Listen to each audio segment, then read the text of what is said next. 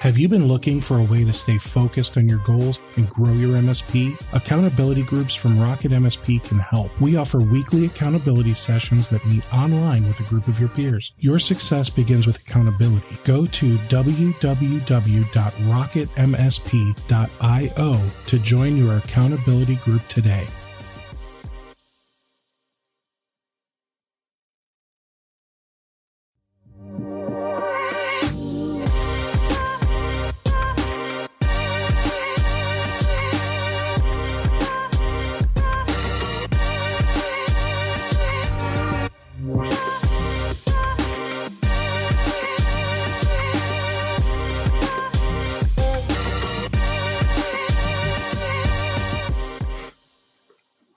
And there we are. It went from scheduled to live, just like that.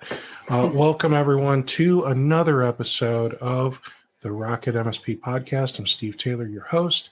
And today I'm joined by Amy Babinchak. Hi, Amy. How's it going? It's going all right. Thanks, Steve. Absolutely. So we literally just met 5 minutes ago.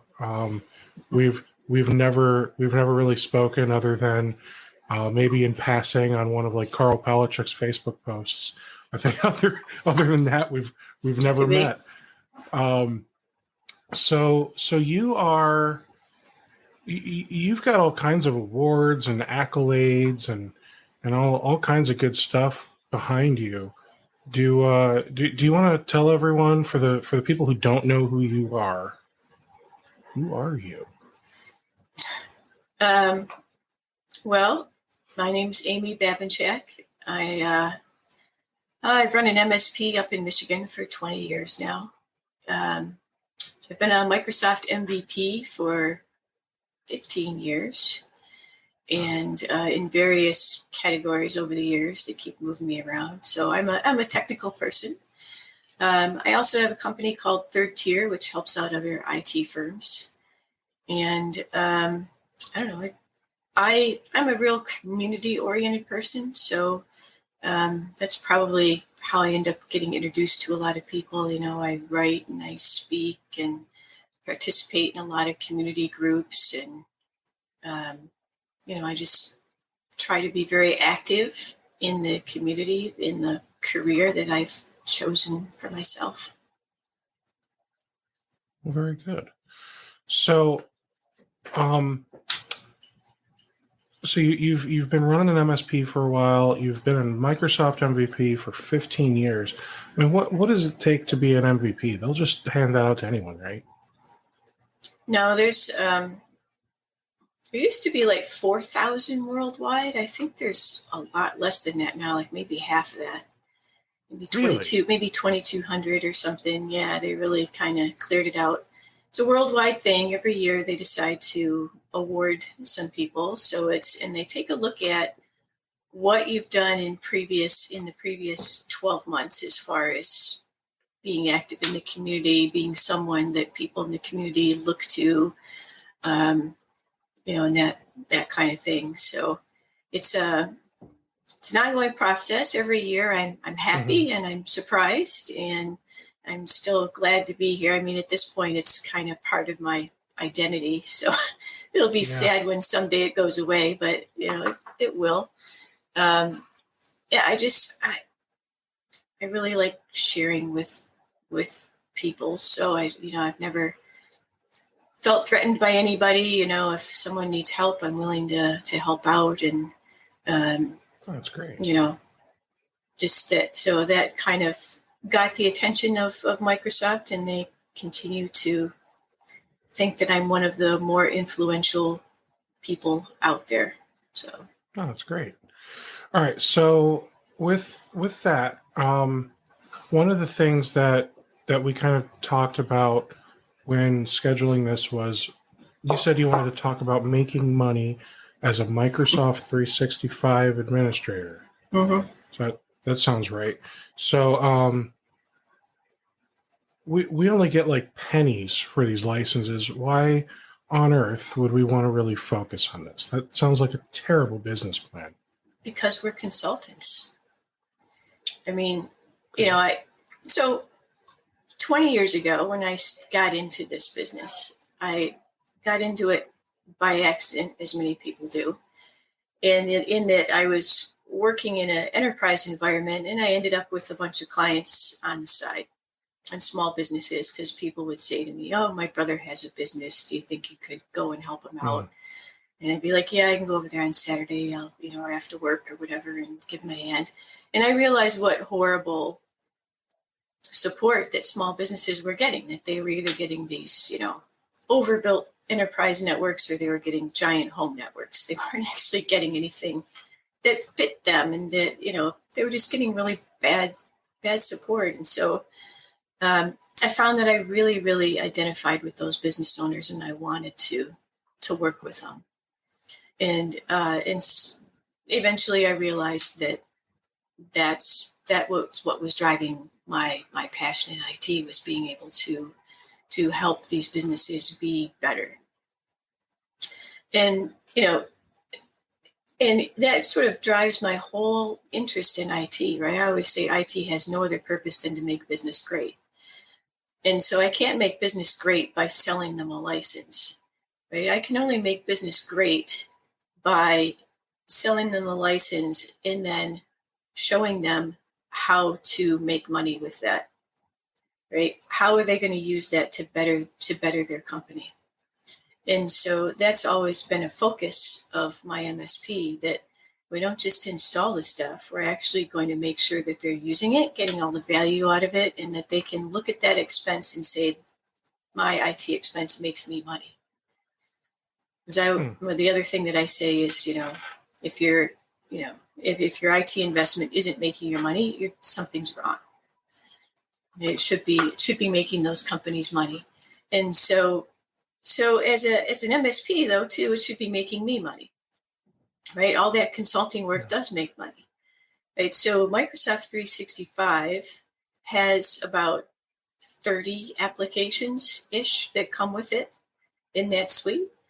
Most people out there just simply sell that license. Here you go. I migrated your email. We put some files in your OneDrive. Here's Teams. Okay, have fun. Call me when you have a problem. That's not how to do it. You're not making any money that way. You have to be constantly chasing that. Whereas if you work with that customer and you're continually rolling out new features, rolling out new applications, showing them how to do it, converting their old processes into new modern processes, that's where the money is, and that's where the big money is. Interesting.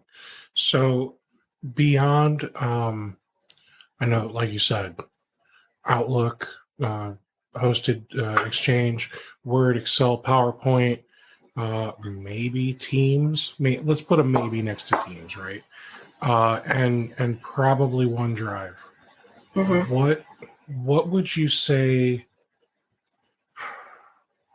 What would you say you're doing when you're trying to sell this to a client? How do you go to them, like, because pitching them into 365 is easy. Pitching them to keep paying you to implement more of 365, I suspect, is where it becomes a little harder, right? Well, no, I don't think so, because it's the whole premise of being an MSP, right? The first word of that is managed, and that's where you get your monitoring and patching and blah blah blah, all that super boring stuff. The second word is service, right? And you're not providing service if you're not out there doing things for your client. And so that's what we pitch them on. We don't pitch them on, hey, I would like to sell you 365 because it's a great email application. It's like, you need, when we talk about 365, we talk about it as infrastructure, right? This is the entire thing that makes everything work, right? This is a whole suite of applications that we're going to build on over time. This is how your business is going to run inside of 365 from this point forward. And then slowly, as the months go by, we will begin to introduce new things. And so when we're talking about it, we're just not talking like about it's time to migrate you from a server to cloud, Say, what are you going to get from that? Right? Here's all the benefits you're going to get, right? We're gonna start rolling out bookings. We're gonna start rolling out OneDrive. Hey, did you know in OneDrive we can get rid of your old FTP server? We can put out a really good solution that's web-based for your clients to upload files to you. Hey, we've got this application called Bookings in here that'll let you set up times for scheduling so that you can have people automatically schedule appointments with your calendar.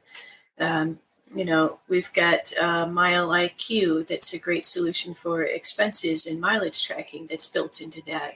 We've got flows through Power Automate where we can move data from here to there automatically and automate a lot of these manual tasks that people waste their time doing every day.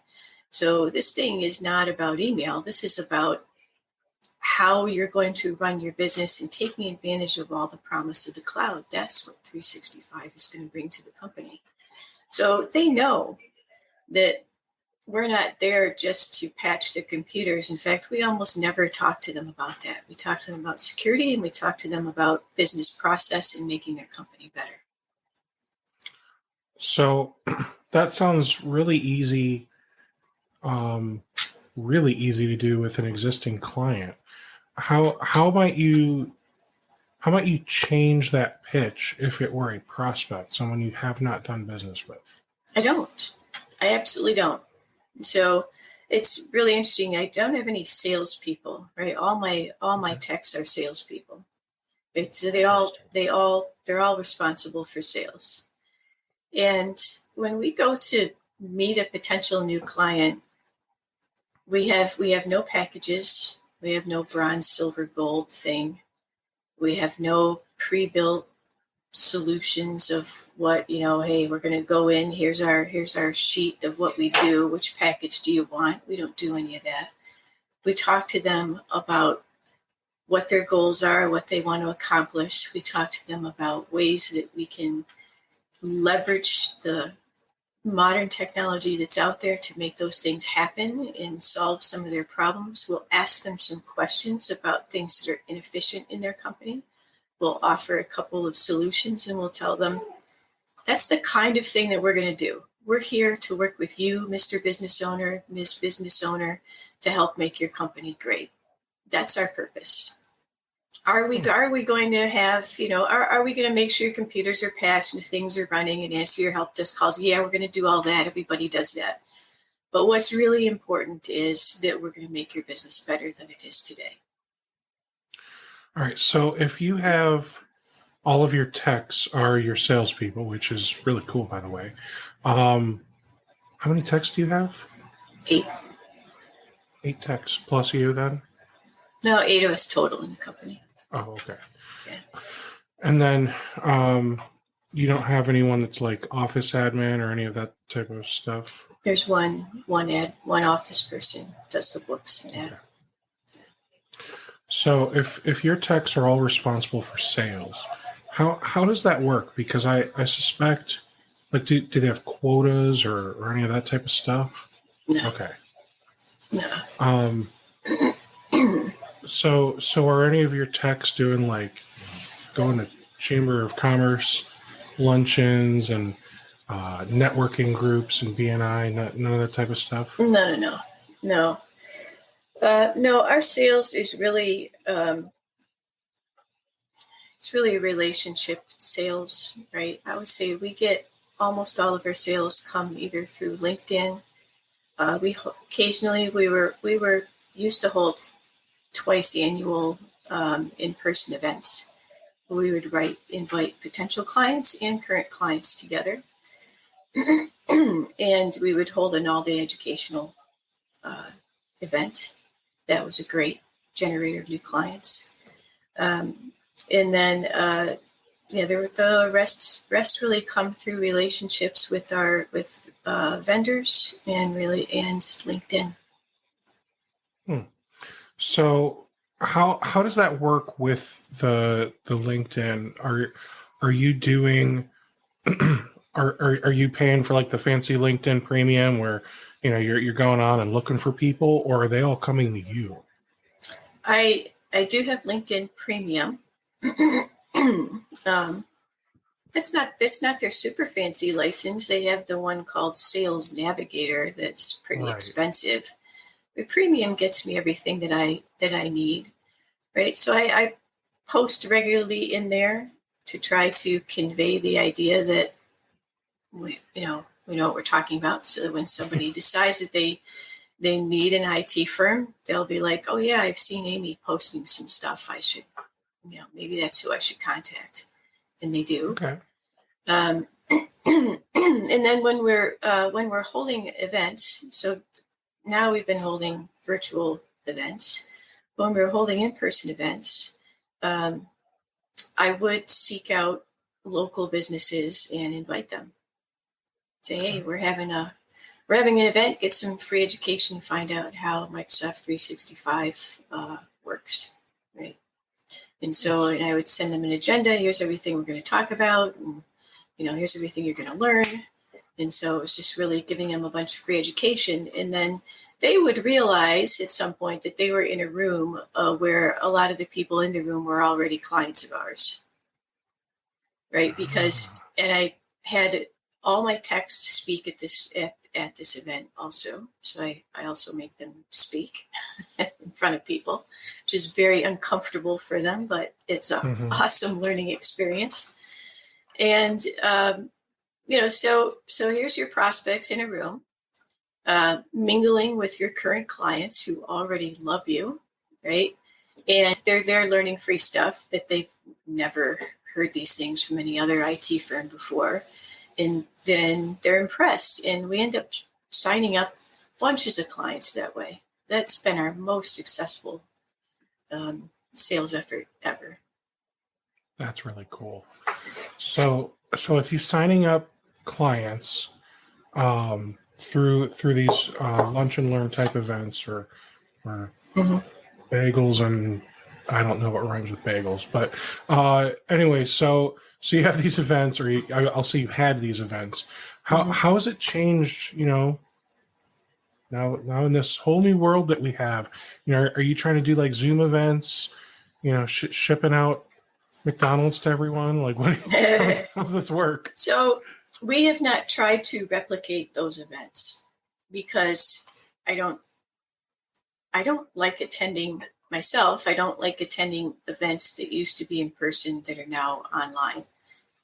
That are, trying to be the same thing online that they were in person, because I just don't think it works.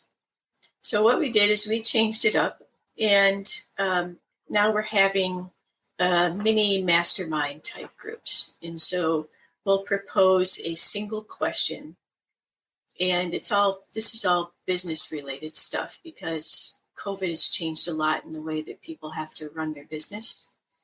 And so we've been proposing business type questions and then inviting people to come. And, whereas with our big in-person event, we would make a huge push, and we had up to 150 people in the room one time. And then we decided that was too big, and we kind of shrunk it and tried to keep it around 50. That was our first one that we held. It was huge. And it was like, okay, that's just way too big. So we shrink it down to 50. These little groups that we've been doing since then, though, since the COVID started, we have about 10 to 15 in the room virtually. And, we go around the room, everybody introduces themselves, same thing. Some people are current clients, some people are not. They just showed up to get some input and share their pain about trying to hire during COVID, or trying to keep their corporate culture during COVID. So we've had these kind of different questions, and then, I'll talk on that topic for about 10 minutes and say, talk about our experience. And then we will have staged a couple of our clients to talk about their experiences and how they solve this problem. And then we just go around the room and basically have everybody express what their pain is. And then other people free to make comments on it. So very much a peer interactive kind of meeting. Yeah. And it's an hour long, and we do that thing. And that's been really good for us too. It's not the big event, but it's a more frequent small event centered around a question. same kind of thing where we have potential clients interacting with our current clients and understanding that this is what's different about Harbor. This is how Harbor does business. Awesome. All right. So I have so many questions based on everything that you just said. So where were you doing these events? We're doing those online. The little ones, we're doing the little ones online. I'm sorry, the 50 to 150 the big people ones? events. We were doing those at the local Microsoft office. Is where we held those because Microsoft will let you do it for free. Use their space. That's really cool. And was Microsoft, tossing in anything since you're an MVP, like here's lunch for everyone? Or no, we had to do that ourselves. So all they do is provide the space in the AV, which is cool, and they have awesome space. So it sounds like it if you're getting 150 people in there. Yeah, made us look fancy because the room is really modern and cool looking. How close is that space to, like, in relation to where your office is? It's in downtown Detroit, so it's about 15 miles from my office. Oh, okay. And it's probably, our clients are spread out about a 2-hour drive from end to end. Like if they went to the furthest east to the furthest west is probably about 2 hours. So, and we have very few clients in Detroit itself, but everybody shows up down there for a meeting anyway. It's easy enough to get to. Just right off the freeway, free parking. Oh, okay. Yeah, well, and 15 miles, including traffic, that shouldn't be more than 90 minutes, right? One thing we have in Detroit are roads, so traffic is almost never a problem. Here in Ohio, we haven't figured that part out yet. Being the Motor City, we have roads. Yeah. It's like we have terrible roads because Michigan has the largest number of miles per capita, which means we can't afford to maintain them, but we have them. So traffic's not really a thing. That's hilarious. Largest number of miles per cap. Wow, I didn't know that was a thing. It's a thing. Today I learned. Yeah. All right, so being 15 miles from downtown Detroit, you're not in Detroit though. I'm in Royal Oak. It's a suburb. Okay, so I'm in Medina. I'm a suburb of either Cleveland or Akron. Take your pick. So our two states, we get along great, especially with college football. I'm told. I'm not a sports person, so. And I went to the other Michigan school, so. Oh, so we'll see. Then you and I can be fine. we can be friends. Well, I don't know if we can be friends, Amy. And it's not. I'm gonna put a play on the old dating phrase, but I'm gonna say it wrong intentionally. It's not me, Amy. It's you. I'm running a Mac, and I love it. And you're a Microsoft MVP. And I just feel like there's not a lot of synergy there. Who makes the most software for Macs? Adobe, actually, I think. So Microsoft. Microsoft makes more software for Macs than any other vendor. I don't know, Amy. I mean, let me see here. Adobe had to install Acrobat Distiller and Adobe Media Encoder just for me to install Acrobat and Premiere. So, I mean, it literally takes 2 applications with Adobe for every one you want to install. So they're catching up. At least they're catching up. That is not a selling point, man. You could have installed Teams, one little app done. But who wants to use Teams when I have Slack? Oh, don't get me started. I've had to use Slack a few times. Oh, it is a poor substitute. Well, that's interesting you say that because I think Slack came first. It did, yeah. But so the fact that it's a poor substitute, Teams, it sounds like, is maybe a better substitute, but I feel like Slack is the OG here. Well, They've just fallen but behind. it's yeah. Did Salesforce end up buying them? I'm pretty sure they did. Yeah. Yeah, because At least that's my understanding. They needed something to round it out. Like they got stuck in the forever scrolling virtual chat mode and didn't expand their product fast enough. Slack or Salesforce? Slack. Okay. So I guess I just assumed that that's what Teams is as well. I mean, No. You've got your forever scrolling chat room. You do have that, but that's one feature, right? Then you have the actual Teams, and you have data, and you have sharing, and you have like all of your files, all of your meetings, all of your chats, all of your everything goes into Teams. It's like Outlook for data and conversation. So with Teams, and I see Ian says I'll take Slack over Teams any day. Wow, that's a bold statement coming from a Google G Suite user, Ian. I think he's G Suite. I'm pretty sure. All right, so that's interesting. So like Slack can do a lot of those things, I think. So Slack, I can do video calling. The free version is only 1-to-1, but if you're on the Slack, the paid version, then you can have, I think it's like 10 or 12 or 25 people in the video call. And I think that's where it gets difficult. If like Google had purchased Slack, then we'd be having a different conversation, because then they would have, integrated into Google G Suite and included it with the licensing, and then I wouldn't have to worry about paying for another thing, right?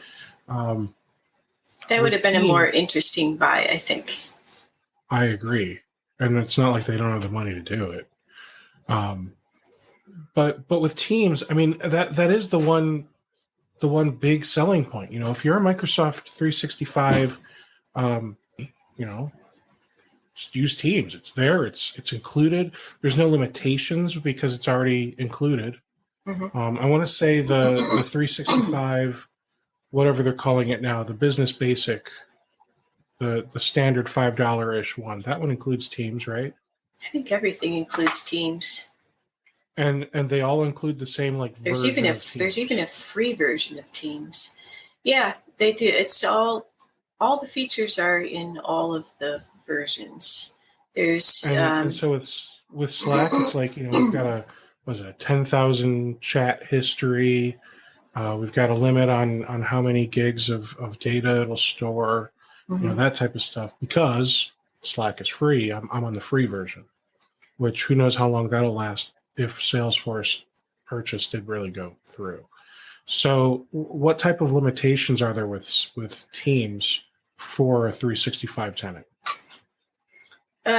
Well, Teams stores its data in SharePoint.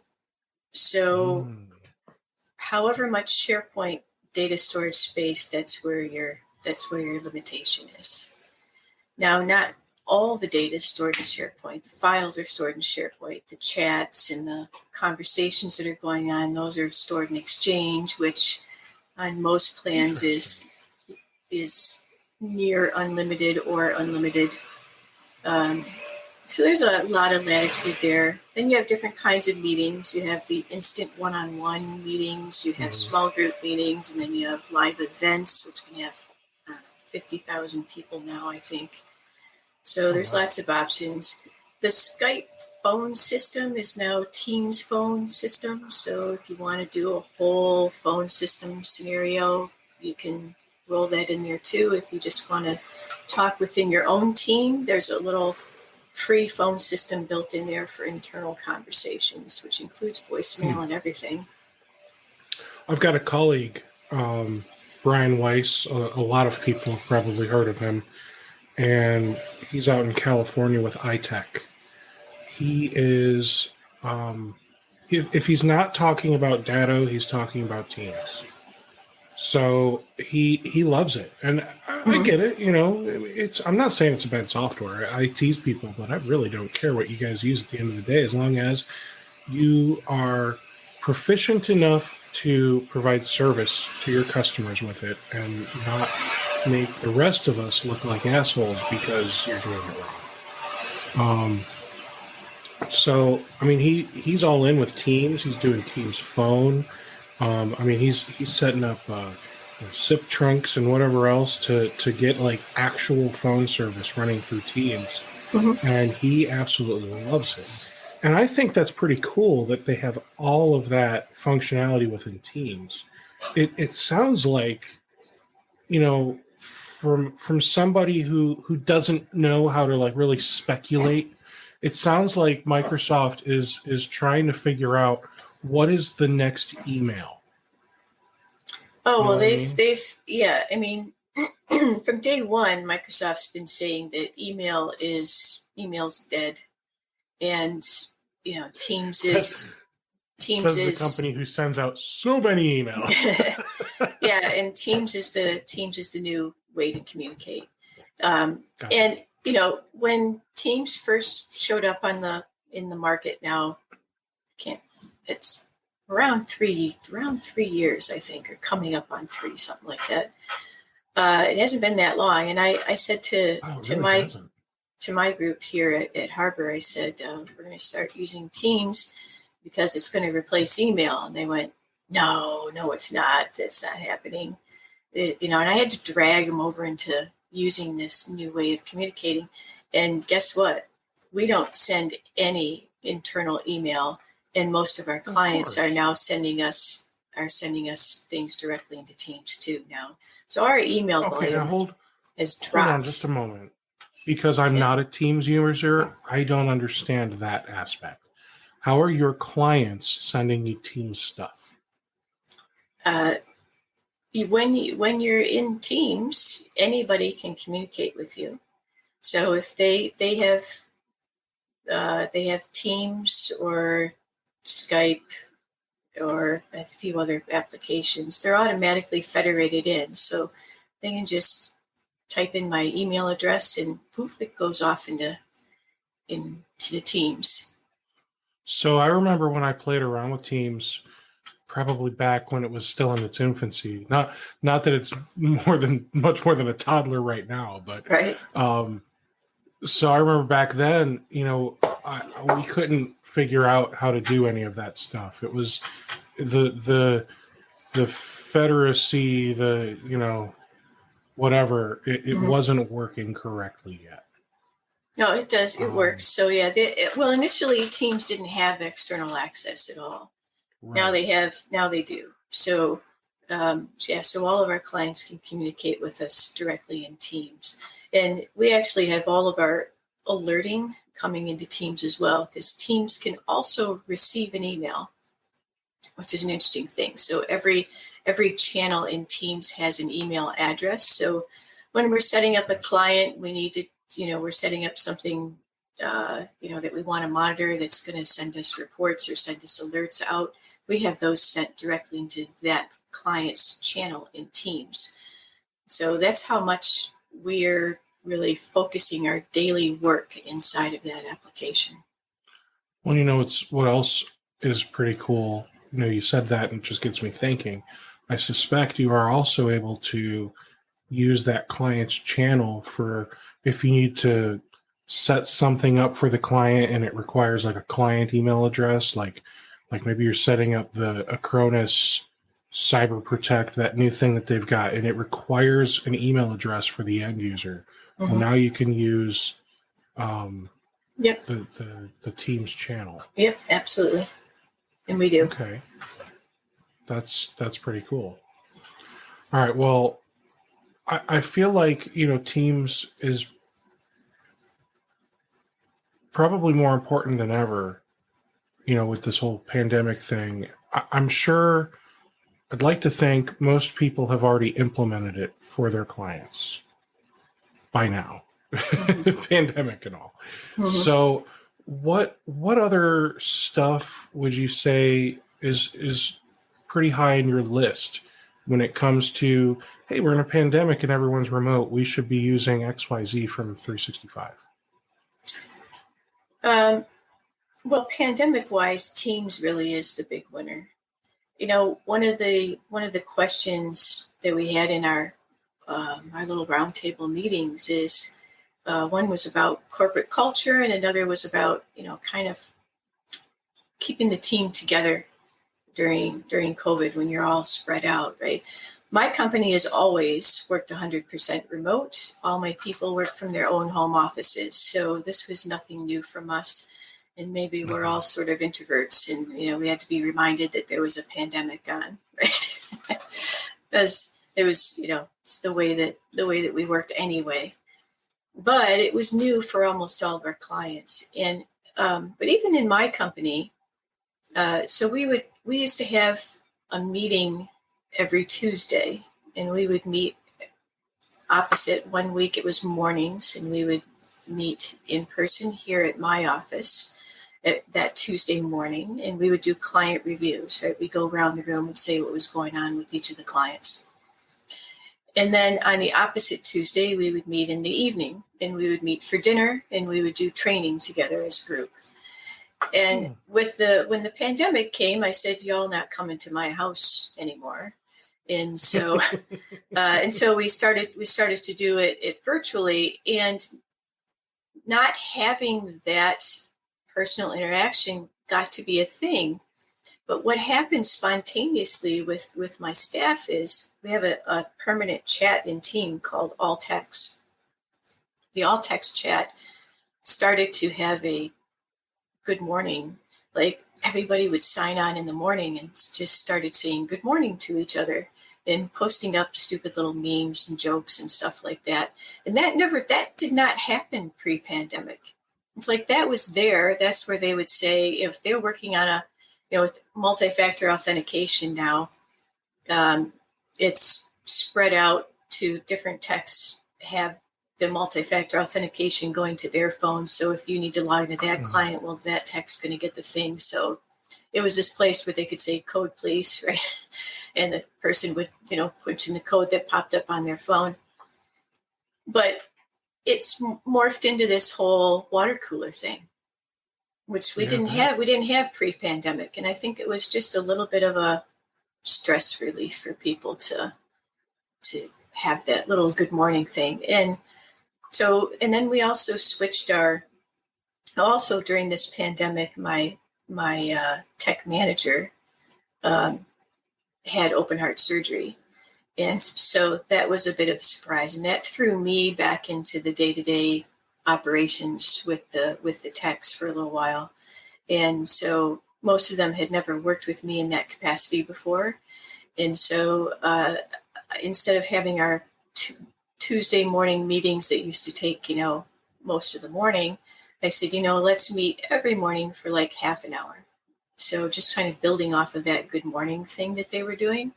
And so interestingly, on the side, when I started it, each of them individually told me that they really, really enjoyed it and appreciated it. But they were worried that nobody else did. So nobody said it in the chat. They only contacted me directly and said, I'm really glad we're doing these morning meetings. It's helping me a lot. And then when they all had done it, I said, what you guys all did, right? You all individually told me that you enjoy these morning meetings. And it's just like half an hour. And we get online with our tea and stuff and whatever, and say good morning. And this is each tech goes around and says what they're going to be working on today. Today I got a meeting with this client, and I just got an email about a problem over here, and I'm going to be working on this project. And they just say what they're going to be doing, and then the meeting's over. I mean, it's just a simple little morning thing that lets everybody know that we're all here and we're all still doing our harbor thing, and everybody's on the same page. That's great. I like that a lot.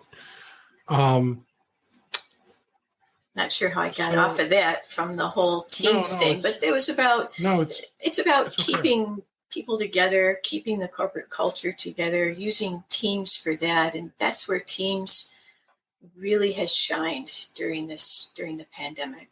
When we met with clients in the roundtables that we're holding with them and our prospects together, no matter what topic we propose, it ends up circling back around to Teams in some way. That they have used Teams during this pandemic to build out their cloud infrastructure, to change the way that they're working, to hold their corporate culture together, to help them train new staff that they've never met in person. That's like a new challenge, right? You hire somebody in a meeting like this and you never see them and they're working off at their home office. And how does that person feel like they're part of the company when they've never met the company? And Teams has been that glue for everybody. I like it. All right, so let's shift a little bit. Let's talk about Azure. So I know you said you're a consultant for Microsoft 365, which does include Azure AD. I feel like that lives more in the Microsoft 365 than the Azure world. But are you also doing any type of consulting with your clients on Azure type of stuff? A little bit. I'm definitely more of a 365 person than an Azure person. We do some things in Azure. Where most of our Azure interaction comes via 365, like you said, with Azure Active Directory, with endpoint management, with identity security, that kind of stuff. But we also do Azure Backup. We do Hyper-V replications. We do one instance of virtual desktops. We do some web application hosting. That's about it. I would say we're not great big Azure users. Okay. So when a client says I'm looking to get a server or whatever, you'll still pitch them the physical server instead of Azure or something? No, we'll pitch them like why. Why do we want a server? What are we trying to do with this server that we can't do in the cloud? Right? And putting the server into Azure I consider that to be a legacy solution. Right? So why is it that we still have to have the server? Whether I have the server on premise or I have the server sitting in Azure, I still have a server. And what's the reason that I have to have a server? Is there any way that I can get along without the server? And so that's our first go-to is how do we get rid of the server? We don't want to have them anywhere. Okay, but what about so I want to say it was last week, I had Vadim from Nerdio, and their big thing is setting up like Windows virtual desktops using Azure. Yeah, and when I said we're using virtual desktops, we're using Nerdio for that. Oh, okay. Yep. So you're not saying you see zero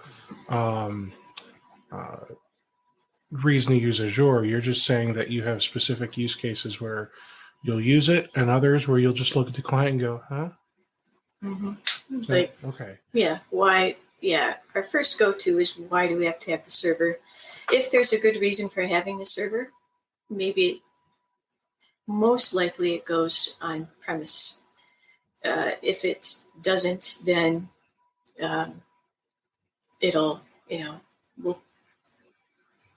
like I said, well, we have actually no servers in Azure except for that Windows Virtual Desktop solution that we have running for one client. And so with the on-premise servers for your clients, like you're probably not doing, I need a print server or I need a file server. Like, there's a cloud solution for like managed print. I can't remember I think there's a couple of them. And then file server, you would just give them OneDrive. Yep. OneDrive, SharePoint. So files, Active Directory. Most applications are now available as SaaS apps. Yeah, that's true. And So even line of business apps, they don't need a server for anymore. Right. Yeah. So we're looking at moving those, and the ones that can't be moved, are they still stay on premises, and yeah, I kind of like that. So it gets to be the annoying app, right? Like, oh, I have to have the server for that app. Like everything else we do is in the cloud. I still have to have the server for that app, and that makes them want to find a new app. It makes them want to find a new app, something that's more modern, something that, if they're at this point, if that application isn't in the cloud, there's probably more than just that's wrong with it. Right? It's fallen behind. That's true, yeah. And so that's our premise that we're going in with. Like, what's wrong with this app that it doesn't have a cloud solution? And the client begins to view the app that way too. And usually they will then come forth and say, yeah, well, we've been using this for 20 years. And yeah, we know, they haven't really improved it in the last 10 years. And we know we should be using something else. And it's just ramps it up one little more annoyance that, eventually they're going to give that app the boot. Especially now with the pandemic thing. I mean, that really shifted that too, because, all your stuff is in the cloud except that app, which we're going to have to set up a VPN so you can get to it because it's still in your office. So what about Intune? I know they renamed it. It's Endpoint Manager, but I still say lab tech because let's be honest. So here's, what really grinds my gears, Amy? So ConnectWise, they called their remote monitoring and management tool, it has management in the name, they called it Automate. And then their professional services automation tool, they called that one Manage. That's just genius, if you ask me. Always keep them guessing. I still say lab tech out of spite for that. Mm-hmm. So what about Intune? Are you seeing yourself? I see you've got Datto behind you. So are you using Autotask and Datto RMM? No, I don't use any RMM. You're just using Endpoint Manager? Mm-hmm. Yeah. Okay. So I say Endpoint Manager because I was not a fan of Intune, but I'm a huge fan of Endpoint Manager because what Microsoft did is they didn't just rename it; they actually merged it with Configuration Manager, and which gave us a huge number of additional tools. And so, like, Intune's been around for 15, 20 years, something like that. No way, really? Yeah, it just always sucked. But now it's super good. And so it's an amazing tool. It lets you do the whole zero deployment thing from out-of-box experience all the way, through everything, much more than group policy ever could do. And so we're using it extensively. I just taught a couple classes on it, actually, and those classes had a private Endpoint Manager Facebook group, and I just opened that group up to anybody who might like to talk about Endpoint Manager. So if you want to join us over there, if you go to the third tier Facebook page, and then look up the groups that page has, you'll see the Endpoint Manager group over there. It's just getting going. I just opened it up yesterday, in fact. Oh, wow. So I've got some questions about Endpoint Manager, and I feel like you're probably one of the best people to ask.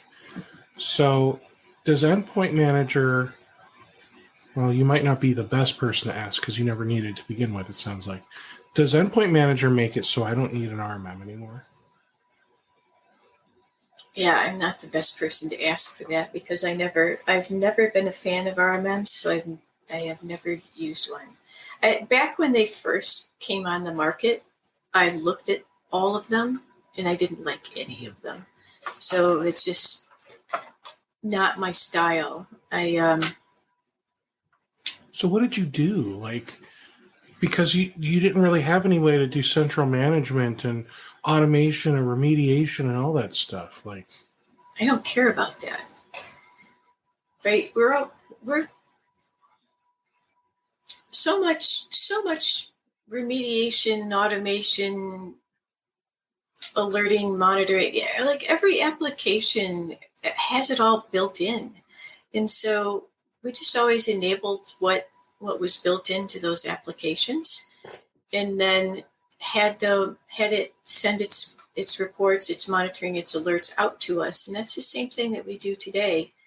Like, and I don't know, our clients, we don't treat our clients like a commodity, right? So we don't treat our clients like they're all identical, where we're going to send them all the same things, send them all the same scripts, send them all the same. We don't treat them that way. We treat them all as if they're individual, unique businesses, which they are. So I've never really felt the need to. Right, we don't do a lot of scripting. We don't do any of that stuff.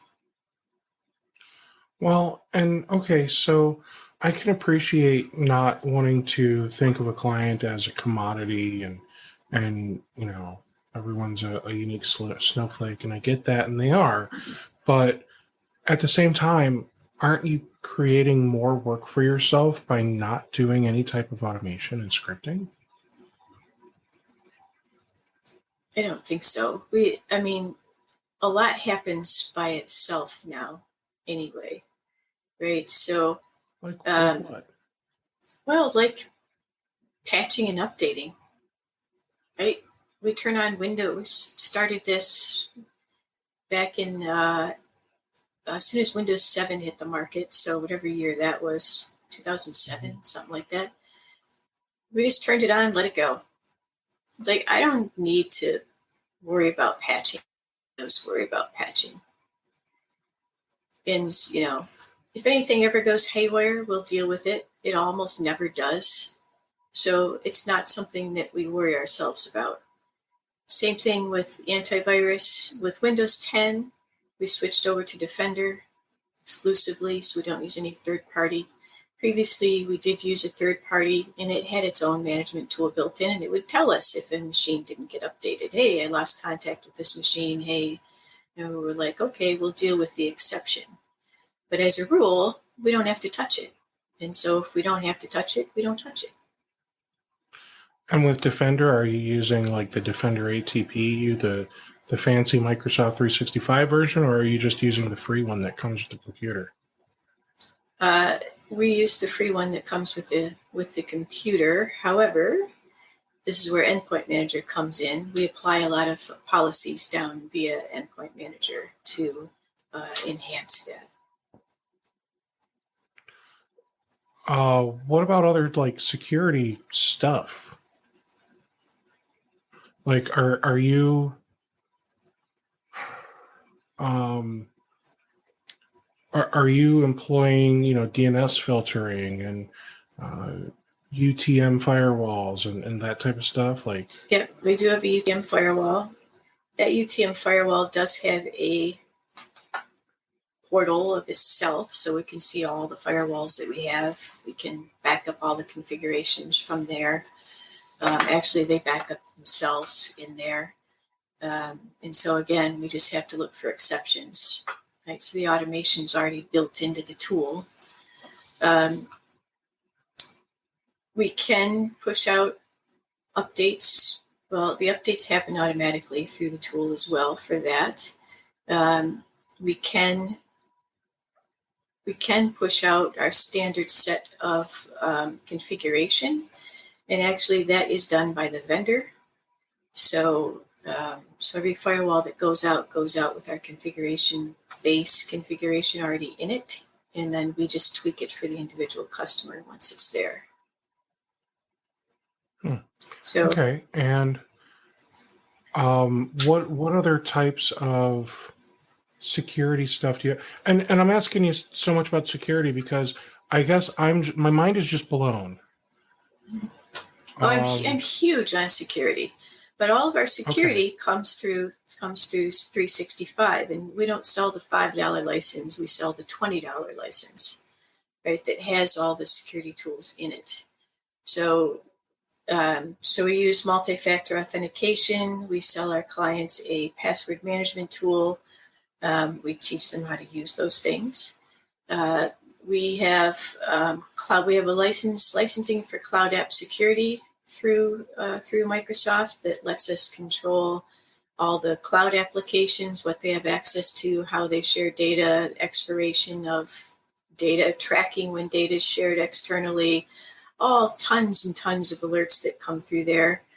We have, it tracks impossible travel, access. We block access from Firefox and Windows 7. We block access from other countries. We block access from risky IPs and unknown ISPs and rogue Wi-Fi's. And we do this all through this Microsoft Cloud App Security.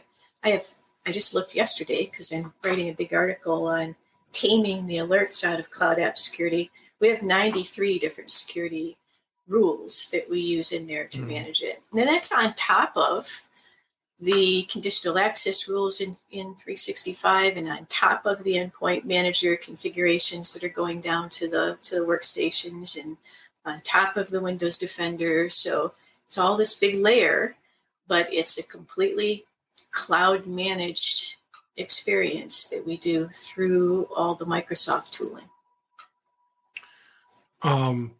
So I know that there are going to be people that strongly disagree with how you are doing this, because they're going to say you need Sentinel-1 and a SOC and a SIEM and all this stuff because compliance and hackers and Russia and whatever else. So how do you reply to those people when they look at you and say, Amy, you're doing this absolutely effing wrong because you don't have real antivirus and real security tools and whatever else? I say they need to get modern and rethink. Just pushing down the same stuff they've always done in all the same way is actually putting you behind the 8 ball. So we have NIST 800-171 compliance tools through this set that we use. We have CMMC 1 through 5, and I don't recommend anybody go above 3 at this point. It does as far as the tooling. So it's not enforced yet. They don't have to be compliant with it yet, but the templates for providing that security level absolutely exist. And we have those full templates where we can say to a client, hey, this is where you're at, this is where you are, this is where you need to be, here's the things, we've got 3 years to implement this. And we have all those tools available. So we have data loss preventions, we have content, scanning. All that stuff is all built into our 365 offerings. So we have all of those tools. We just don't have them in the, hey, I'm going to install another agent on your computer way. It's all agentless. Okay.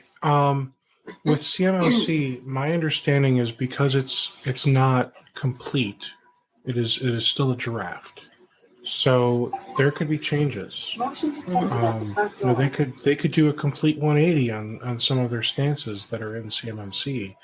So I don't think they'll do a complete 180 because a lot of that stuff is based on the NIST, right? And it's the pulling together of a lot of different security things. But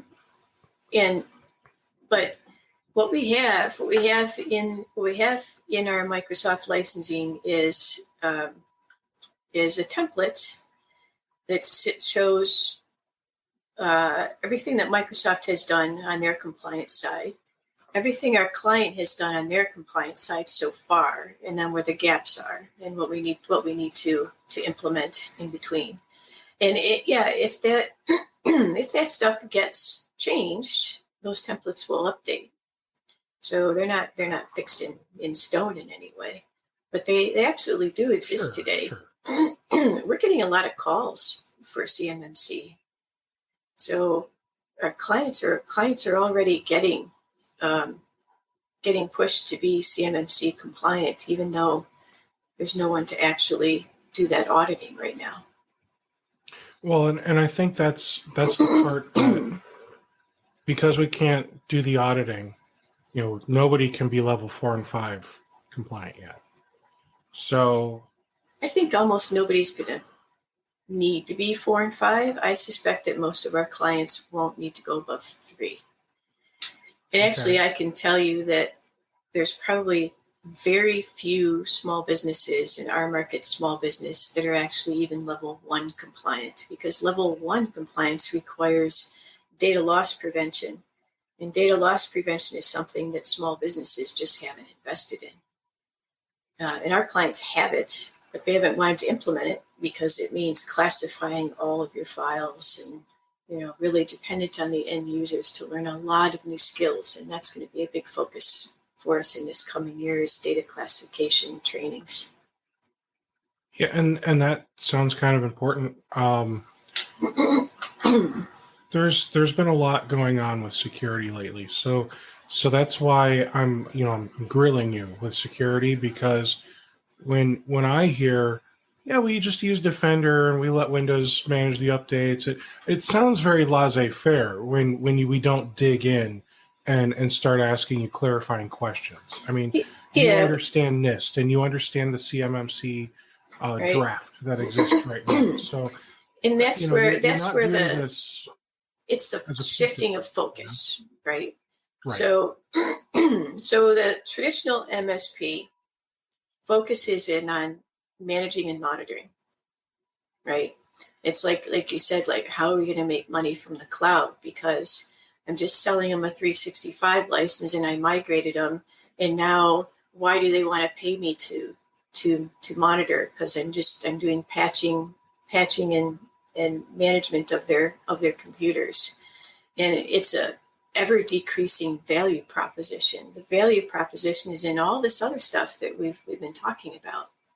Right? It's about it's about compliance, it's about security, it's about getting that business to stay modern, be better than the competition, learn new things, learn new ways of doing things, getting the value and the promise out of the cloud.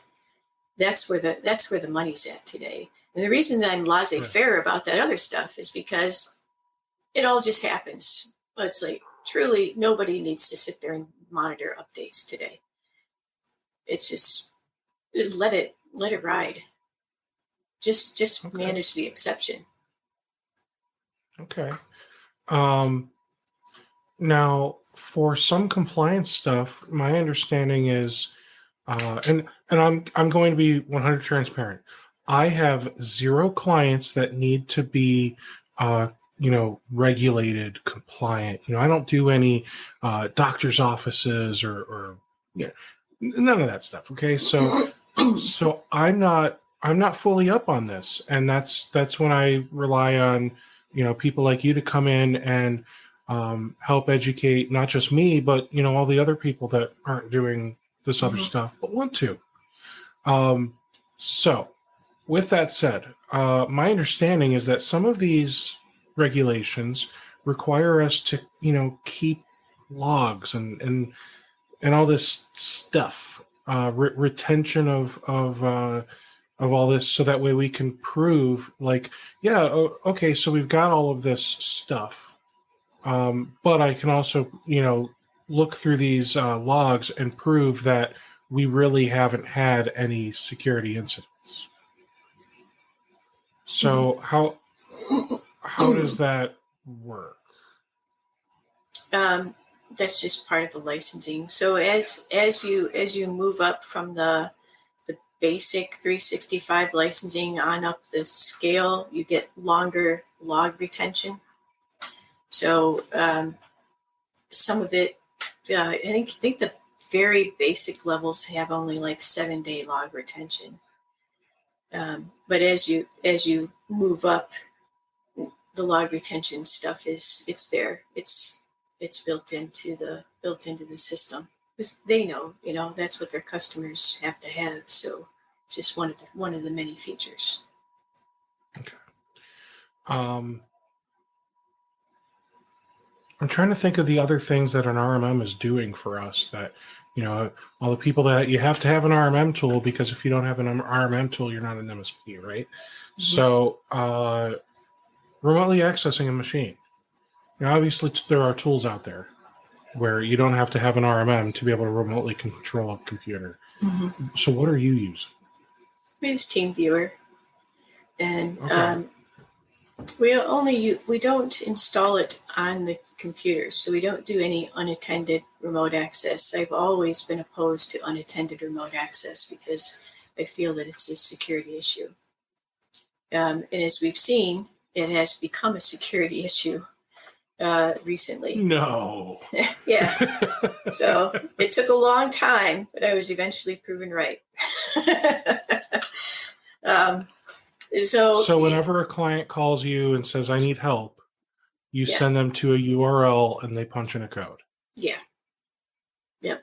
And that is not because you want to make this harder for your techs and you love making less profit margin or anything else. It's because you truly care about the security of your clients.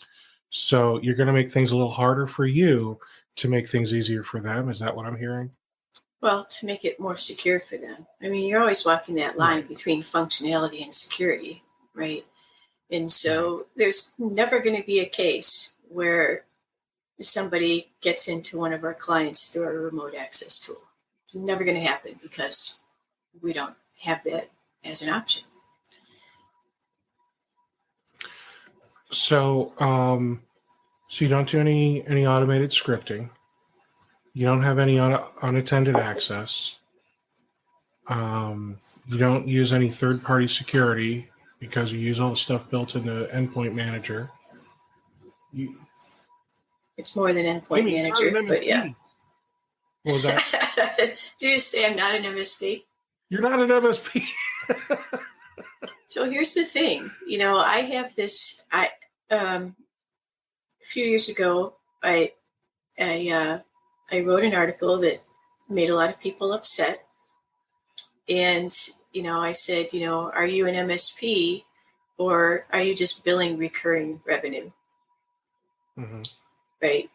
So to me, to be an MSP, you have to be providing services.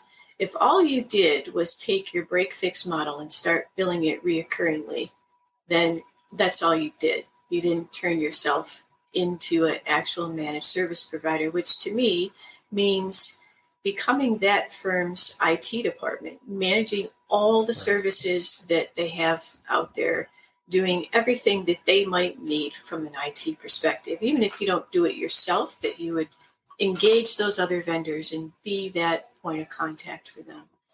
So when we're selling ourselves to a client, it's like we are your IT department, right? It's our goal to become part of your business, not to just be seen as an external vendor that does this specific thing for you, right? We try to really embed ourselves in that company. And to me, that's always been the promise of the MSP, right? Flip this around and look at it from the customer's point of view. From the customer's point of view, the promise of the MSP is that it was much more all-encompassing than dealing with a break-fix firm who you're going to call when something's broke, right? So the MSP, too many of them just sold themselves as, well, I'm going to monitor, manage, and provide help desk, and we're faster and better than anybody else. It's like, well, la-da-da, because everybody's got great staff that's fast and wonderful. That's not your selling point. Your selling point should be that you provide amazing IT services. And that's much more than it's patched, it's got good antivirus on it, and you won't get in trouble with HIPAA.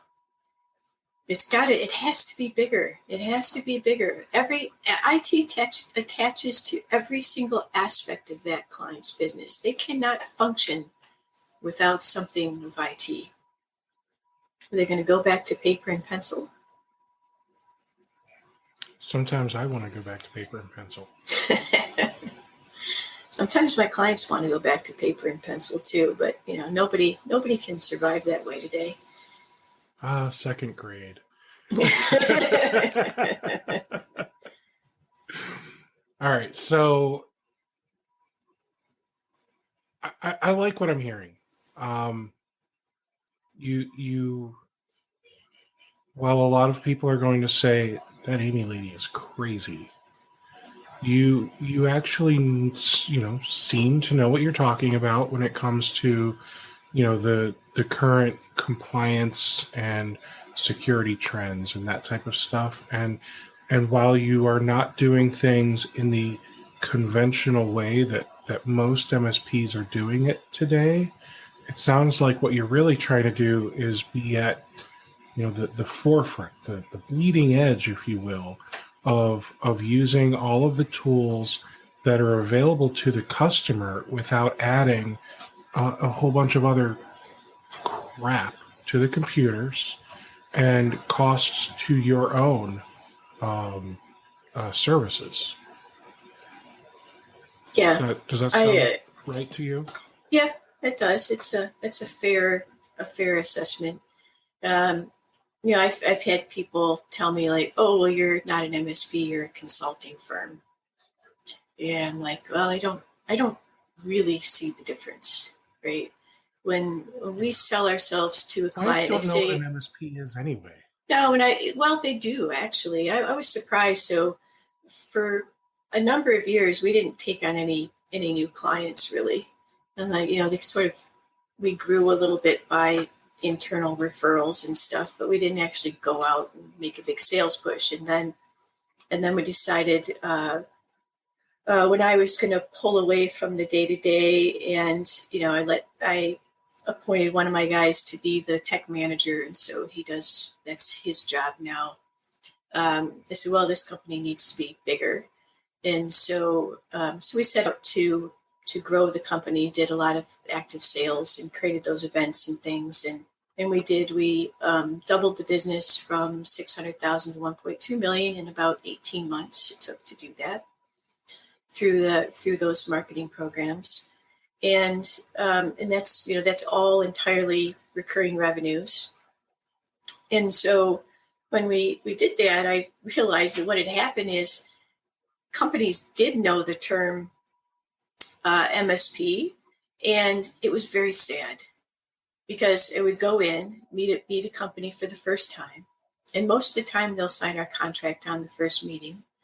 But what was happening is we'd go in and they would say, okay, yeah, we've been meeting with MSPs, so we've met with several of them already, so why don't you just give us your gold, silver, bronze plan and we'll take a look at it.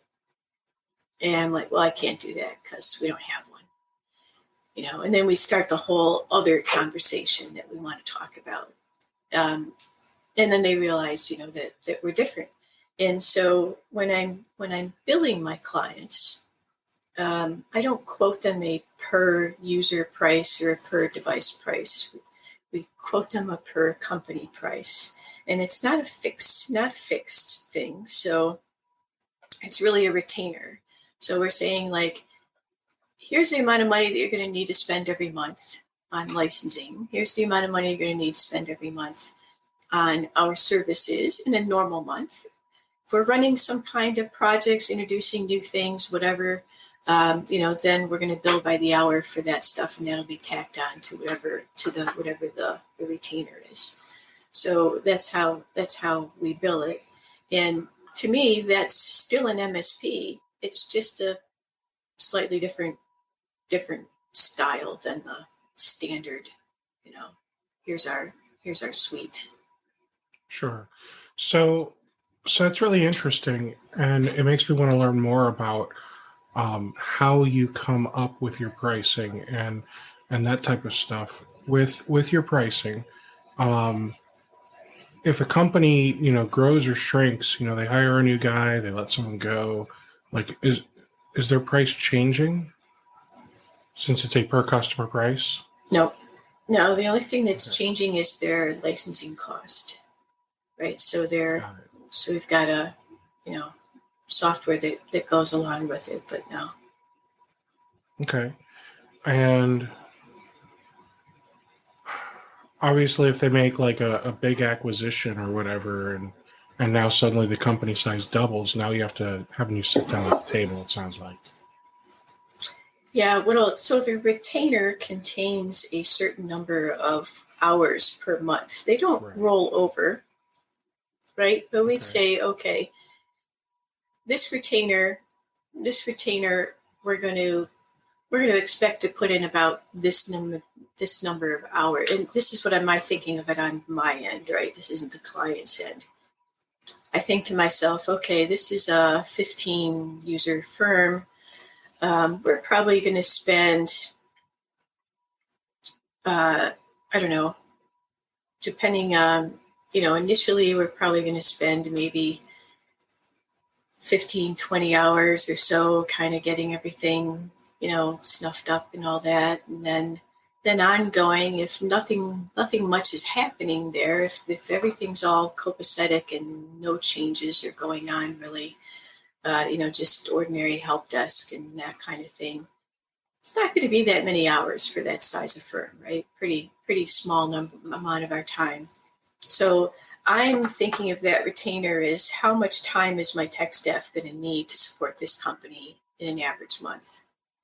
And then I'll build that retainer amount off of that number.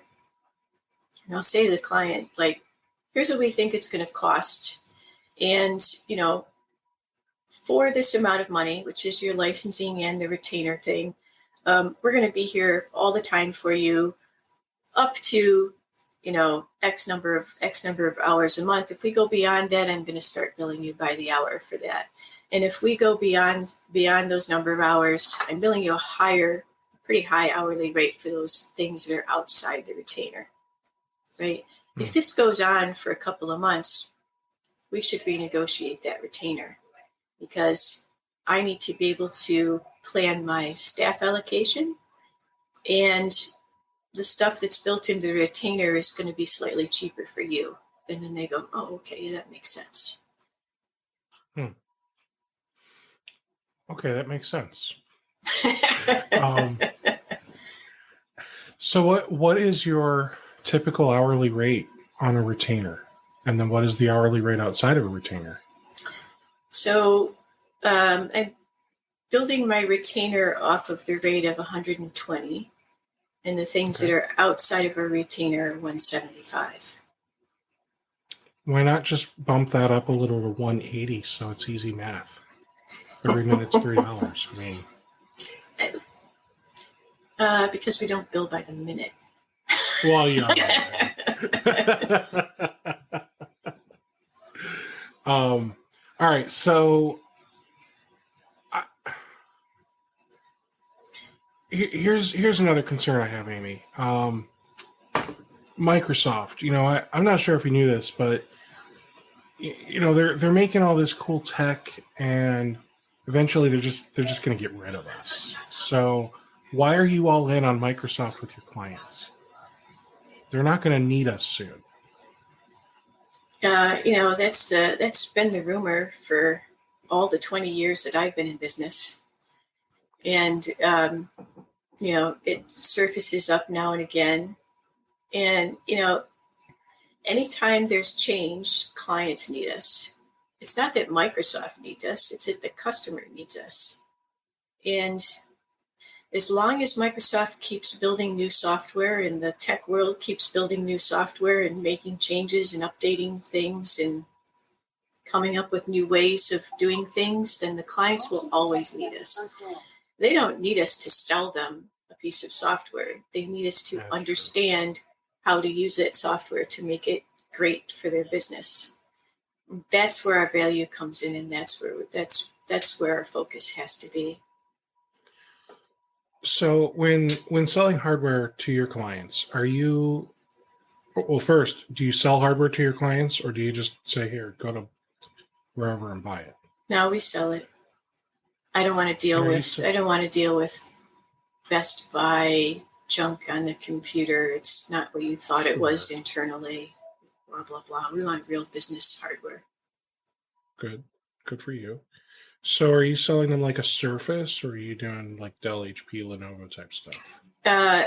We do Surface, and we have Equus as our partner for providing Intel NUCs is our go-to desktop hardware now. Those NUCs, man, let me tell you, they're cool little devices. And they're rock solid. We started using them with version 1, and they've been rock solid from the beginning. So rock solid that we have to convince clients to replace them after a while. It's like, used to be like, 3 years, 4 years. The computer was really getting long in the tooth, and you'd say to a client, it's 3.5 years. We better plan in the next 6 months or so to replace that computer, because you know what happens when they get to 4. And they were like, yep, we've been there, done that. We know we need to replace it. These NUCs, chugging away, never a problem, never slowing down, never bogging, just going. And so we've been able to stretch those out to 5 for clients, and have to say to them, hey, it has been 5 years since you got that NUC. We should replace it. We know there's nothing wrong with it, but these are computers, and it's been 5, and we feel like we wouldn't be doing our job if we didn't point that out, right? Because, avoiding downtime is a big deal. Sure. So, if avoiding downtime is the goal, why not sell them like one of those tiny Dell or Lenovo workstations? That way you can have the next business day or the same business day on-site warranties. We used to do that. We used to sell Dell and Lenovo. And then, this is going back a few years, but Dell moved all their production to Mexico. And as soon as they did that, we had issues with getting the Dell hardware on any particular schedule, right? They would be like, oh yeah, it's going to ship tomorrow. Oh, it's stuck in customs for the next 2 weeks. And it would sit there, and we wouldn't get it. And Dell was always a lousy partner anyway. I mean, people complain about Microsoft being a lousy partner. Dell is the worst partner. Like, their salespeople would call up and compete against their own salespeople. Like, oh yeah, well, we already got a quote from this guy. Oh, well, that guy gave you that. I'll give you a better price than that guy. It's like, what are you guys doing? You're competing against yourselves. I mean, they're the worst partners ever. I know, but they're Dell reps competing against Dell reps is stupid. But I mean, and they would compete against us as well, right? We would have our business rep. He would give us a quote. I don't know what happens internally, but then some other rep would call and say, hey, I can give you a better price. And we call up our business rep, and they're like, this guy is undercutting you. And he would be furious, because the guy would be on the consumer side and he's on the business side. And somehow they had, it's like they were hacking each other internally. It was just awful. And so we finally got out when they went to Mexico. That was like the last straw. The whole Mexico play was a big deal for my clients. This was, I think, right before the big 2008 depression thing. And so most of my clients are engineering and manufacturing, prototyping, those kind of people. So when we said, like, hey, Dell moved all their plants to Mexico, this is why we can't promise you when you're going to get it anymore, because it gets held up in customs. Dell doesn't even know when it's going to arrive. Equus is 100% American. They're here. Support is American. Assembly is American. They're an employee-owned company. Support's in Minnesota. They were, like, we're going to transition over to this, and they were all happy. That's great. So the Intel NUCs are great too, because one of the policies that Intel has that Dell never had, right? Every Dell you order is different. Now, even if you say, and we had clients like this, I want sequential serial numbers of the exact same spec, you would still open up those sequential serial numbers, and they would be different on the inside. Because, I don't know, Dell buys lots of whatever is cheapest, and they build the thing, and They would be different. And there's no way to get the exact same device. The Intel guarantees that you will have, Intel guarantees that you will have the exact same device for 18 months. So we can set up a standard configuration with our vendor for that and say, we want this one. And we know that it is exactly the same as it's been for the last 18 months. And by different, you're saying like, different motherboards, different hard drives, different Wi-Fi. What's different? Different components on the motherboards, different, the level 2 cache is made by a different vendor that's been installed on that. Or, just little things. Little things are different. It's not exactly the same from board to board to board to board.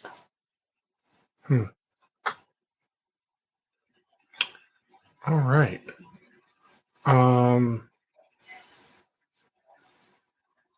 I asked you about Surfaces, and I don't remember where I was going with that. Well, you were just asking what hardware we were selling. So yeah, we do sell the Surface laptops, and I'm running Surface Laptop 3. I love it. I've had a book. I've had Laptop 2 and Laptop 3. All been great. Really, really good hardware. Really, really nice stuff. Microsoft's done a really good job with the Surface line. I'm kind of bummed that the stores are not going to reopen. We had a store here locally, and they're not reopening their. They're not reopening their stores. No, they closed them for COVID, and they're not reopening them. And I'm kind of bummed because that was an amazing resource. If you had one locally, and I know not everybody did because there weren't that many stores, but there is a business section that ran out of those stores. And so we would call them up, developed a relationship with them and call them up and say, hey, we need 3 books and 2 laptops for this client. And they would hand deliver them to our customer. They would drive them out and deliver them. Customer would plug them in, and then we would remotely set them up. And, that was pretty great. And if there was a problem with them, we would call them up and say, hey, there's an issue with this book. They had those fabric covers on the keyboards. They were like, they say that it's starting to get kind of nasty. And they were like, okay, yeah, we'll bring about a new one. And they would drive out there and bring it, drop it off, take the old stuff back. They were really cool. Their customer service was amazing. So I'm really bummed to have lost our local store, actually. That is unfortunate. I remember getting myself a Surface Book for a little while. Didn't love it. Oh. And I'll tell you why. It's probably a dumb reason. The screen, for as tiny as it was also like a 4K resolution on the first model. And so when I would open up Photoshop on that tiny little screen, I couldn't see anything, because even though I had it in make everything bigger mode so it looks nice on the screen, Photoshop didn't support that at that time. Oh yeah. They might now, I don't know. Right. But so just I was like an old man, and that was before when I could actually see without my glasses. Now that I have diabetes. Don't eat fast food all day, kids. So yeah, now that I have that, I'm on medication, and now I have to wear my glasses. As soon as I started diabetes medication, I can't see for crap. So that's just, I don't know if that's related to diabetes or if that's just part of getting old. I have a whole I have a whole mug of reading glasses over here. No, my doctor confirmed I'm farsighted. So he actually confirmed with me that diabetes medication can impact your eyesight to the point where, you before were farsighted but could also see pretty well up close. It would just strain your eyes. Now your eyes are like, no thanks. So I have to have my glasses in order to see it. It really sucks. But so I'd be trying to use that Surface Book, no glasses, because that was back when I could do things like that. Yeah. I couldn't see a thing on that when I was trying to use Photoshop. 2000 by 3000 resolution, I think, is what they ship with. I think they still ship with that. Although they may have gone up from there. I don't know. But yeah, that was a thing. And scaling was a thing. Like some apps didn't scale right, so they would be weird. Now they're all good. But yeah, no, I liked the book. The reason I switched to laptop is I never used the thing as a tablet. So it was like, I don't really care if my screen detaches because it's not a thing for me. Gotcha. So, and I haven't played with the laptop line. It seems neat. I just, I feel like the Surface is kind of like Apple computers where, you're paying a premium for premium stuff, but not everybody really needs that, Yeah, you are paying a premium for premium stuff. You're right, not everybody needs it, but most people in business do, because it's on 8 or 10 hours a day. They're hammering on it. It's going to take it. Now they all took it home, so it was nice. So I mean, there's a movement toward laptops for a while, but now, man, that's really shifted big time. Like nobody wants a desktop anymore. Everybody wants a laptop. So most of our clients are all, they're all back working in their offices now, but there's a lot more fluidity to it. That's good. Right? So they're back one day, they're at home the next day, they're back, right? There's a lot of fluid movement. Whereas before they would have worked at home all the time, but that 6 weeks last spring told them whereas before they would have worked in the office all the time, that 6 weeks when we did have shut down last spring, taught them all that they could actually work from home. And so those laptops, became really a valuable asset. And now we are seeing that fluidity of people moving back and forth from home to office. Very cool. So talk to me about third tier. That's one thing that I'd really like to understand better, because it sounds like you're really doing a lot to help the MSPs out there. That's the whole purpose of third tier. So in 2008, I started third tier with another MVP friend of mine who has since passed away. Mm-hmm. So, but what it is, it kind of grew out of being an MVP, in that once you're an MVP, people start calling you and saying, hey, can you help me with this? Can you help me with that? And so I started doing that, and, that was generating some revenue, and it was going through Harbor, my MSP, and then it just became too much. It was like, this is really a whole different business. And so a friend and I formed third tier because he was an MVP also was having the same problem. Like, this helping other MSPs things doesn't really fit in with my MSP, right?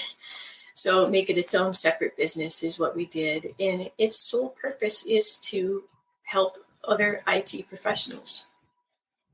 And so initially what we did with that was technical support.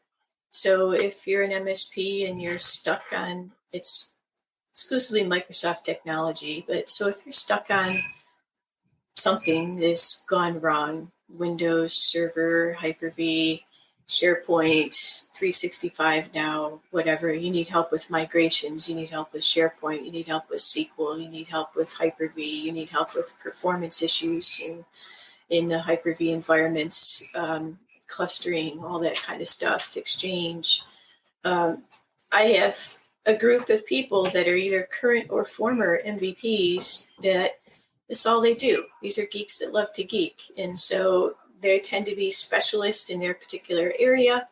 And if, you need somebody to help you out because you haven't done that thing before, right? As IT people, we can all figure our way through it, but it might take us hours and hours and hours and hours, where if somebody has done it before, can help you through it, you'll be done pretty quickly. And so that's what the goal is there.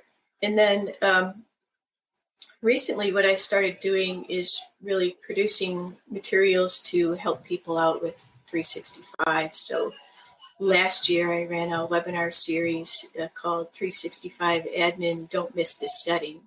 We went through all the different portals in 365 and talked about how to set them up. And it was just 30 minutes, all demo. And I went through like, this is all the things you need to do to set up, your Azure Active Directory. These are all the things you need to do to set up Teams. These are all the things you need to do to set up OneDrive. These are all the things you need to do to set up, we just went through all the different portals. And I did it for a whole year. So there's 12 of those and they're recorded. So if you go to the third tier website, you can pick those up. And then this year, what I'm doing is called Microsoft 365 Admin Make Money. And the Make Money series is about making money. So it's about taking the different aspects of Microsoft 365 and selling those to your clients and making money off that project. So I'm going through the project and I'm providing email templates to sell it and to train and to step through it, the whole thing end to end, and tell you what I charge my clients for something like that. And then say, hey, go out and make some money. That's really cool.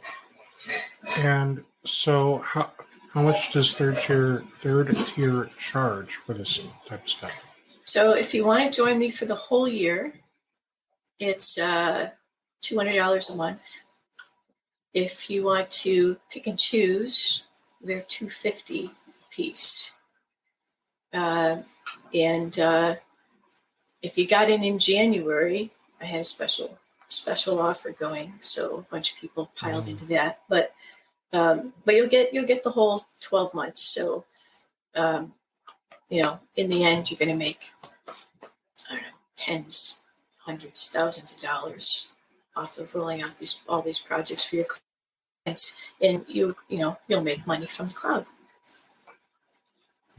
So $2,400 to get access to third tier for the year.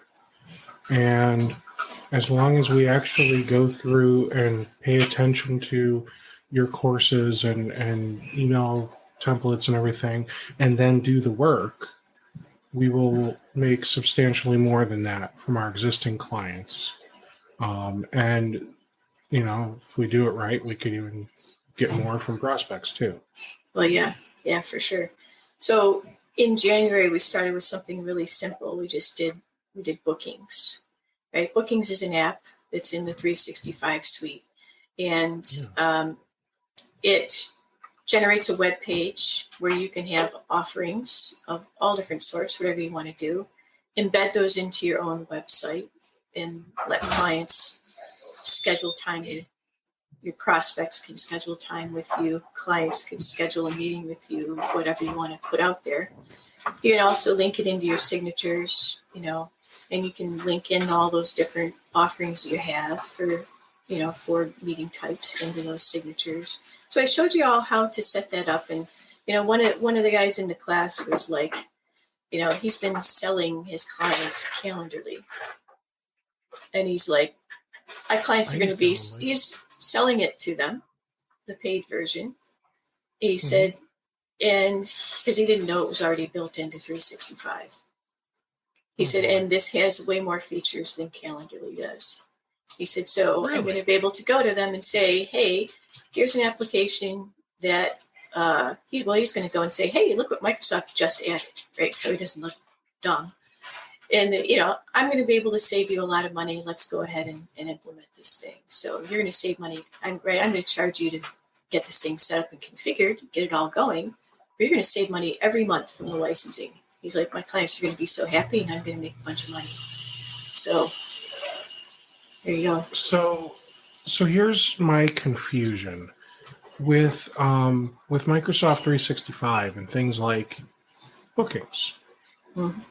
As the MSP, shouldn't part of what I'm offering my clients be just setting this up and training them how to use it?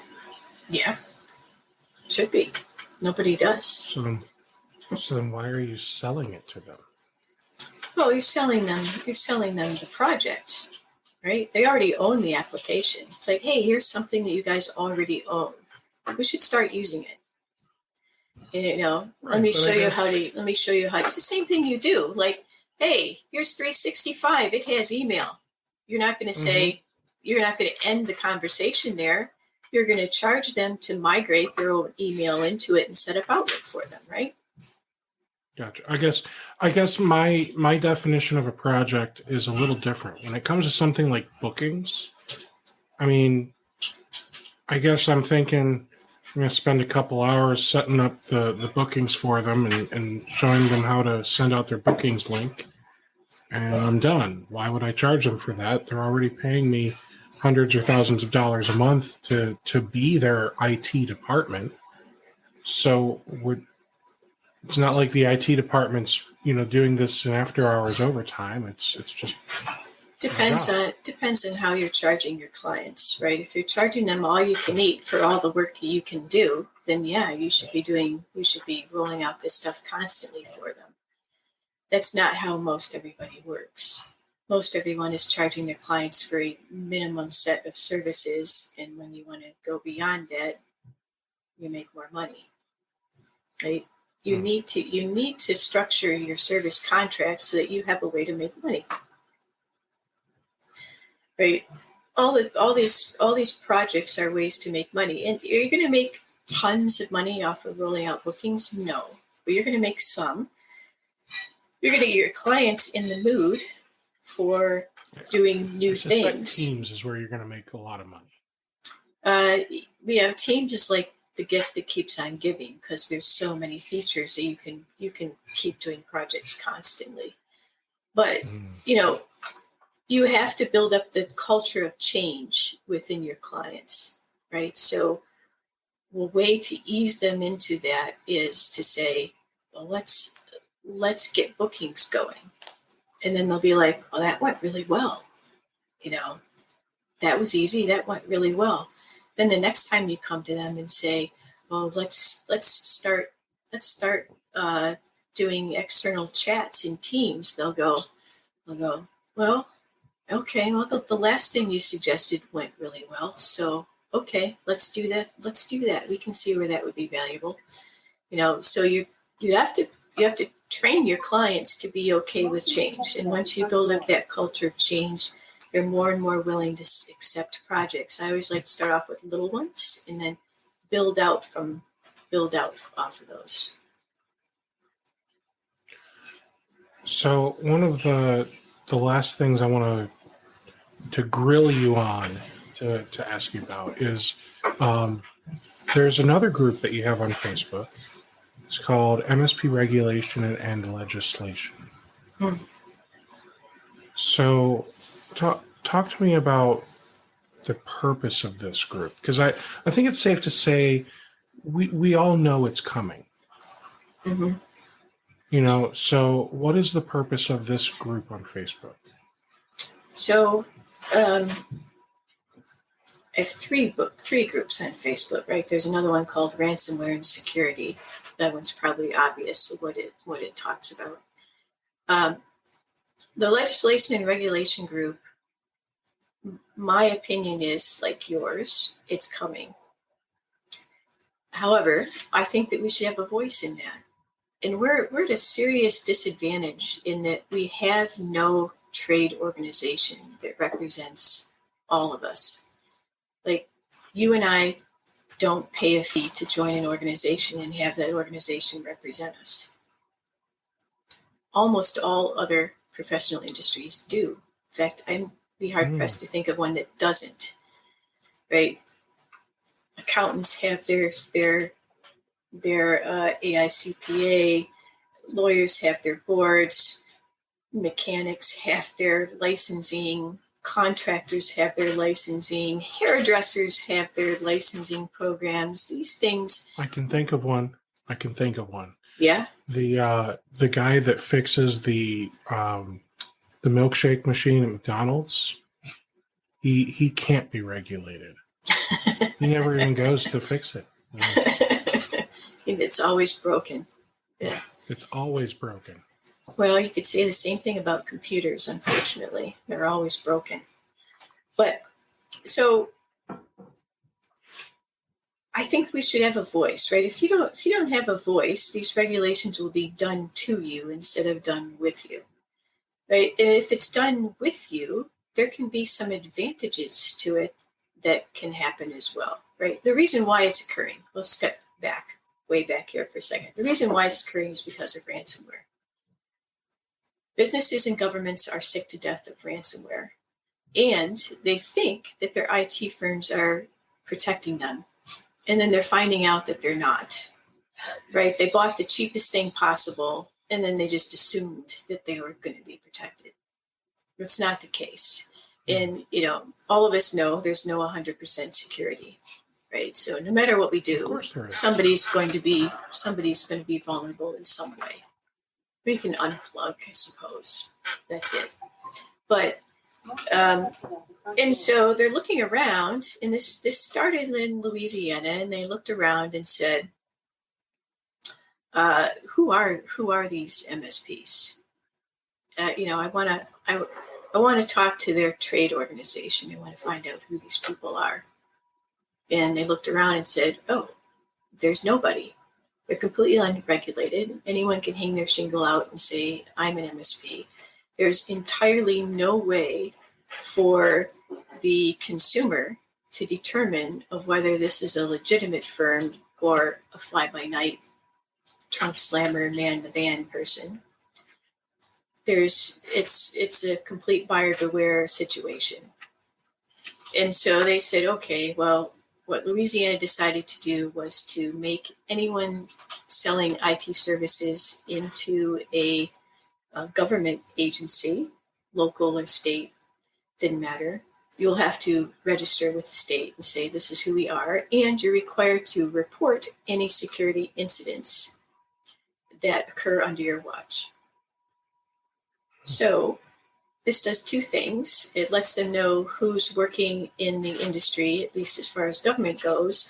And then two, they're keeping track of your reputation as a firm. So other government agencies can go through and look and see, oh, this company had 3 security incidents happen under them. This one hasn't had any yet, so I'm probably going to go with that one. So they have started that in a very small way, that regulation. But their attorney general has been out there talking on the conference circuit all over the country. And almost every state now has legislation or has people that are thinking about introducing legislation in the works. So what we're going to get is a hodgepodge of stuff. And that's not good for anybody. But secondly, if you're not there when your state or local government is considering these kinds of things, who knows what they'll come up with, right? We don't want them to say like, hey, there's we're getting your group of legislatures because they don't know anything about tech. Oh, we're reviewing a tech bill. Well, let's call up Netflix and see how they have to advise us on this. They don't know anything about this business, but that's who they're going to call. They're going to call those big names. They're not going to call Jim's MSP down the street unless you are there. If you are there and say, hey, I'm here, they'll say, oh, yeah, we've got this thing coming up. We need to talk to you and figure out how to do this right. Because they do want to do it right. They just, if they're not talking to the right people, they won't do it right. So that's really what we want to happen, and that's kind of what the purpose is of this group. I don't want to form the national organization that we're actually going to need, but somebody will. And in the meantime, the purpose of the group is really to kind of help keep everybody aware of what's going on, sharing information, that kind of stuff. Ways that this can end up benefiting the consumer and also benefiting us as an industry. I mean, think about the mechanics, right? You can do business with your shade tree mechanic, right? Your neighbor down the street will come and, you'll pay them a 6-pack of beer and they'll change the brakes on your car for you. Mm-hmm. Or you could go to a master mechanic and pay a higher price for that, but get potentially a different level of service. Your microphone is messed up. I don't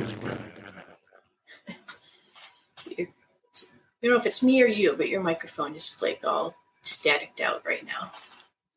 Is it still? Still, yeah. It's a weird, echoey, staticked out. But the other industry that does this pretty well is the construction industry. Right, so they have different levels, and I'm told that in California, if you're unlicensed, you can go out and provide construction services, but only up to a certain dollar value. If it's above that dollar value for that particular project, then you have to get a licensed contractor. Now, in my state, if you're a licensed contractor, you have the ability to put a lien on the structure that you did the construction on if you don't get paid. So there's an advantage to the contractor to be licensed as well. So those are kind of some examples of how things can be done the right way, that the consumer is easily differentiate between an unlicensed person and a licensed person, and have some confidence that the registered licensed person is more competent than the one that isn't, and there's a pay differential for those people too. Absolutely. You're able to hear me okay now? Yeah, you sound better now. Okay, so I reloaded the page and now everything's great. Ta-da. So all right, so I have a bunch of links that I'm going to put into the YouTube description for when people come and watch this later, so they'll be able to get to the Harvard Computer Services website, the third tier website, third tier Facebook group, and all three of the third tier Facebook page, and then all three of the groups that you've made. Those links will all be in there for you. And then I know it's maybe a little last minute for some people, but in 40 minutes there is a CMMC webinar. It looks like it's with Tim Golden, but it's listed on the third tier regulation group. Yep. So yeah, check it out. We try to post all kinds of things in that security group. It's really a pretty active group. Excellent. For those of you that are not yet in that group, I have been in it, and I can tell that there are some people in there that are taking this thing really seriously, and I appreciate that. So please go check out the MSP regulation and legislation Facebook group. I think it would be very worth your time. And if you have time, go check out the CMMC thing. Are you sponsoring or any part of that, or is that all Tim? No, it's all Tim. Okay. Are you going to be doing any upcoming webinars that we should be looking for? The only ones that I've got on schedule right now are the Make Money series, which you can find out about on the third tier website. Well, go check those out too, guys. Amy, thank you so much for coming on here with me today. I had a lot of fun. I learned a lot. I hope my questions and whatnot didn't beat you up too much. I like your approach. It's like you said, it's different, but you're shifting. You're shifting your focus on what you really should be focusing on, and I still think that we are going to disagree on some things, like scripting and automation. I think that those things could help you be more profitable. But I think you have a solid approach, and at least you have good reasoning for why you're doing what you're doing too. So, thank you. Oh, thanks for inviting me. Absolutely. Is there anything that you would like to leave people with? Any words of wisdom? Words of wisdom. I don't know. I mean, I think we've covered about everything. I just think that people should get paid for what they do. I run into too many MSPs that are like, all this stuff they tell me, like, oh, all this stuff they talk about is really great, but we'd go broke if we did all that, because they don't have the mechanism to bill their clients. So my parting word of advice is make sure that you always have a way to bill your client. Amen. All right. Thank you so much, Amy. Thank you for those of you that were able to hop on and watch this live. And thank you to those of you that watch this later. I will see you all at the next podcast episode. Take care, guys.